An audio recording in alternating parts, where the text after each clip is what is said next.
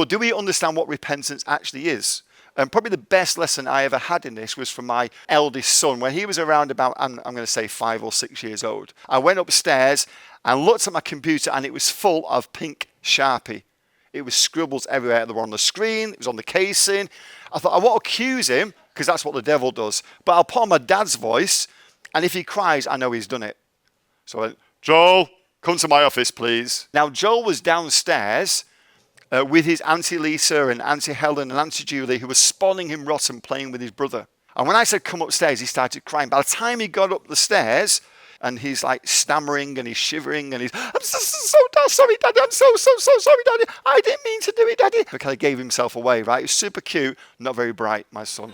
And anyway, so I'm getting more annoyed. What have you done? It won't come off, this is a real problem. This isn't even my computer. It's the church's computer. It's God's computer. And I was getting really annoyed. And I got a rag. I said, look. And I went like that. And it all came off, which really annoyed me, to be honest with you. But what really stunned me was what he did, because he literally went, yippee! And then he skipped out of my office. Come back, sunshine. So he comes back, says, what? I said, you still did it? He said, yeah, I know, Dad, but you wiped it all away. And then he walked away.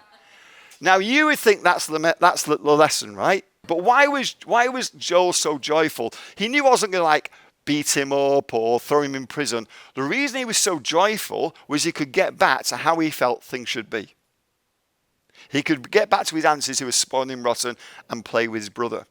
And that's really the meaning of repentance. So the English word for repentance doesn't really summarize what God has in mind. The English word for repentance is we turn from our sin.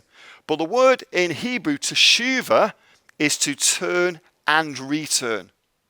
The question is, turn to what? What is it that we're actually turning to?